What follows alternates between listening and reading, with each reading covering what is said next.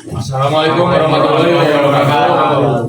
Waalaikumsalam. Waalaikumsalam warahmatullahi wabarakatuh. Kami dari kelompok 6 akan mempresentasikan hasil penelitian kami mengenai wacana ilmiah dengan kelompok kami yang berbahasakan.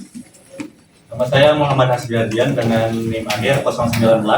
Nama saya Maulana Ishak dengan NIM akhir 016. Nama saya Raffi Fauji dengan NIM akhir 025. Nama saya Abdul Kernawan dengan NIM terakhir 003. Nama saya Sinan Harun Jessica Kernawan dengan NIM 241511108. Baik, yang pertama kita pengantar dulu mengapa kita ingin mempelajari wacana ilmiah ini. Nah, kita tahu bahwa bahasa itu sebagai alat komunikasi memegang peranan yang penting untuk mengungkapkan pandangan, pemikiran, ide atau pendapat. Nah, pemahaman wacana ini penting untuk membantu kita mahasiswa dalam menyusun tulisan ilmiah yang nantinya kita juga di sini akan menulis laporan ilmiah ya. Nah, dengan harapan kemampuan penulisan terutama dalam berbahasa Indonesia yang baik dan benar dapat ditingkatkan. Nah, apa itu wacana dan bagaimana sih cara menyusun wacana yang baik? Nah, kita masuk ke pengertian wacana. Nah, di sini ada pengertian wacana menurut para ahli. Misalnya menurut Anton Mulyono, di sini wacana adalah rentetan kalimat yang berkaitan sehingga terbentuklah makna serasi di antara kalimat itu. Nah, yang kedua ada menurut Carlson tahun 1983, wacana adalah bentangan ujaran yang berkesinambungan atau urutan kalimat-kalimat individual. Nah, yang berikutnya menurut Cook di sini wacana adalah suatu penggunaan bahasa dalam komunikasi baik secara lisan maupun tulisan. Yang keempat di sini menurut Bis di sini wacana adalah seperangkat proposisi yang saling berhubungan untuk menghasilkan suatu rasa kepaduan atau rasa kohesi bagi penyimak atau pembaca.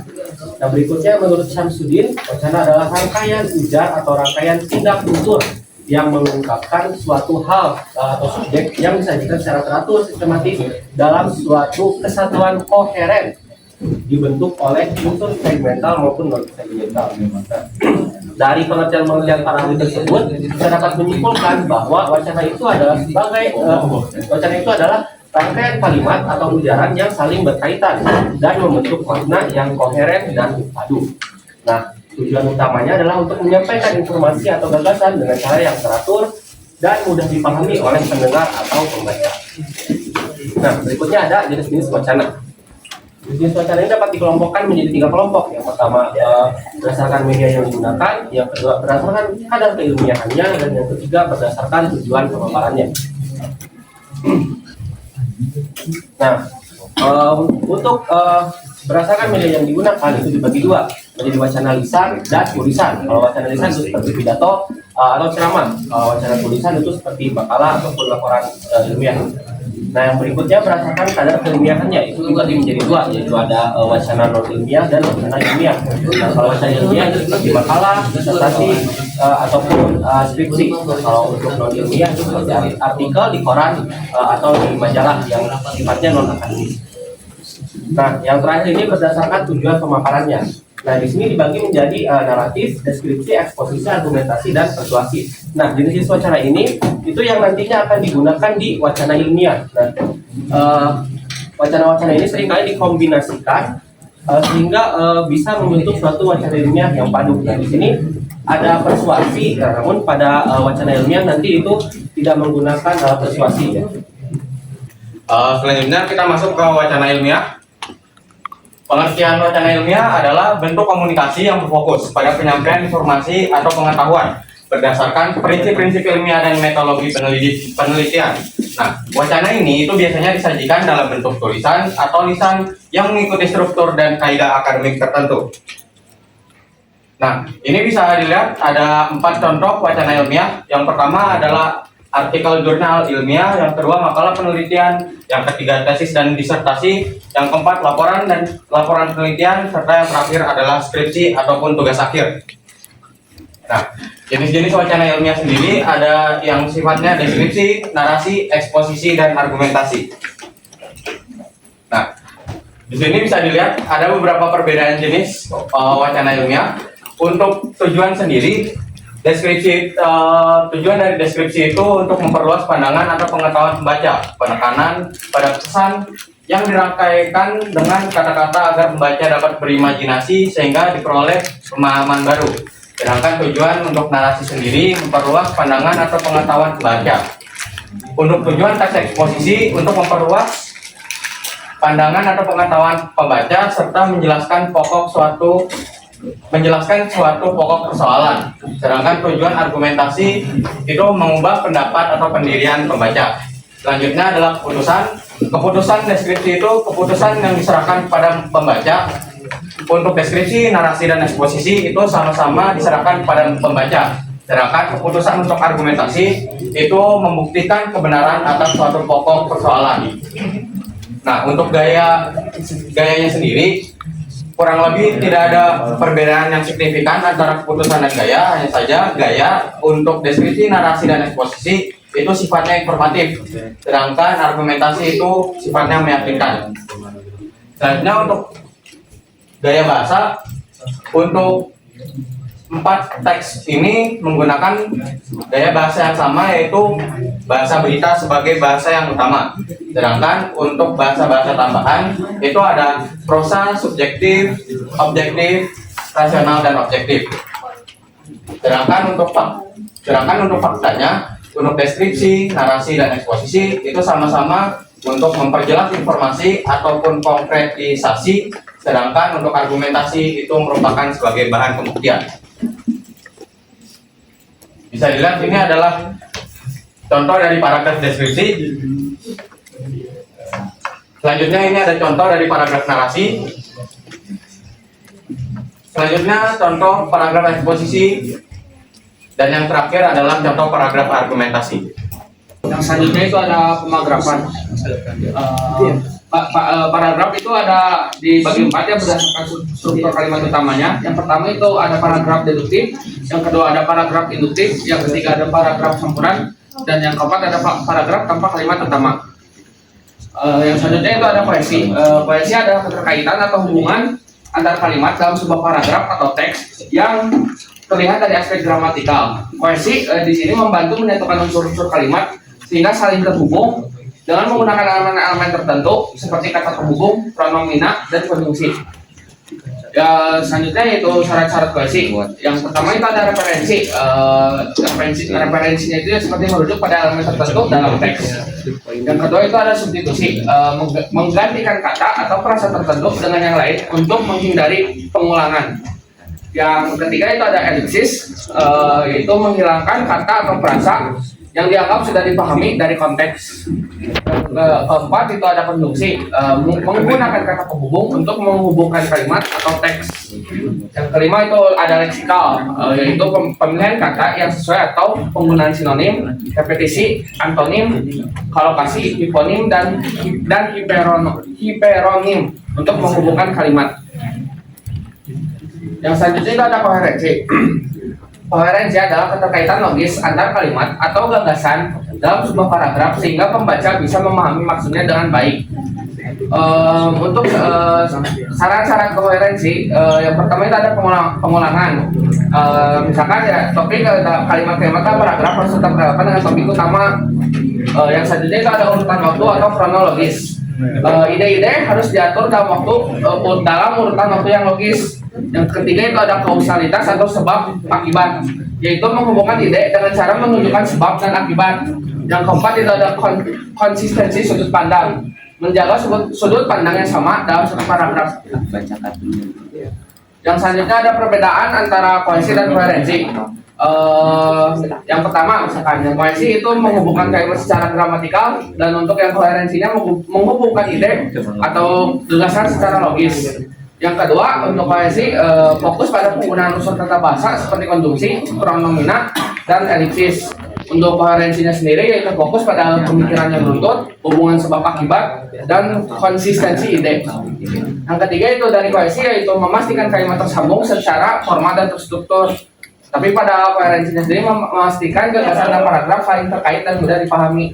Yang keempat dari koherensi yaitu berhubungan dengan struktur atau bentuk bahasa, dan yang selanjutnya yang terakhir dari koherensi yaitu berhubungan dengan isi atau makna bahasa. Selanjutnya ada kebahasan paragraf. Mempengaruhi koherensi menciptakan paduan yang logis antara kalimat utama dan kalimat-kalimat penjelas. Pertama ada repetisi atau kalimat kata kunci yang diulang-ulang. Lalu kedua adalah pronomina atau kata pengganti seperti kami untuk manusia, beliau untuk kata ganti orang lain. dan lain-lain. Lalu ada kata transisi, yaitu kata yang menghubungkan antar kalimat.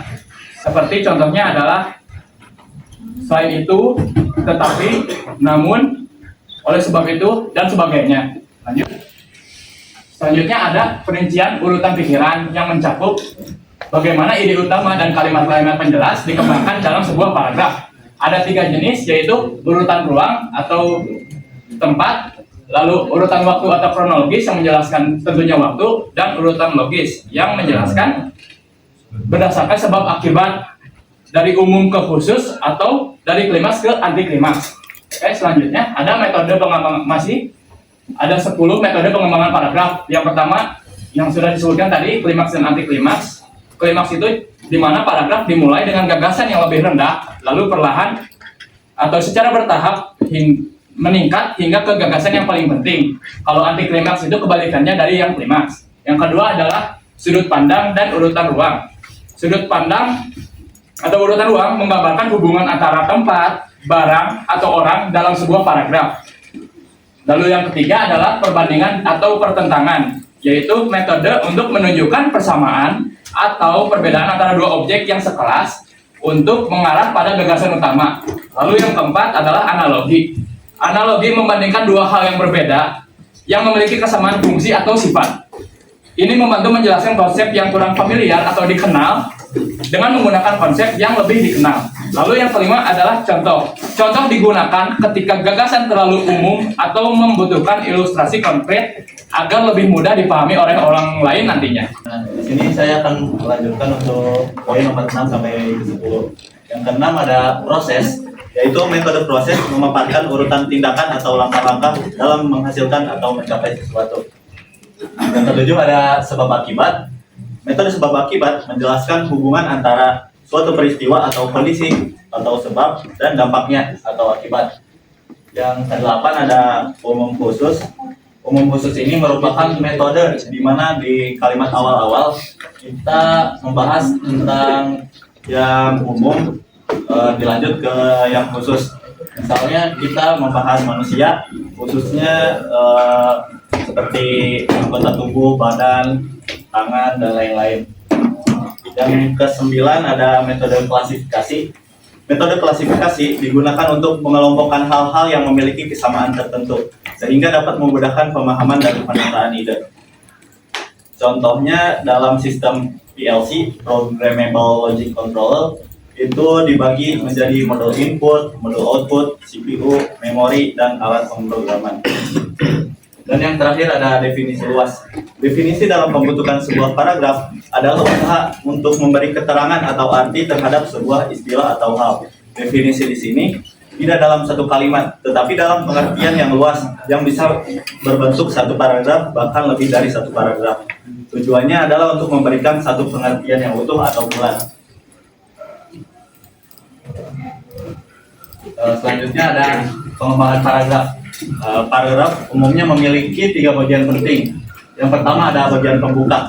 Bagian pembuka ini mengarah kepada pengantar atau latar belakang dari topik yang akan dibahas.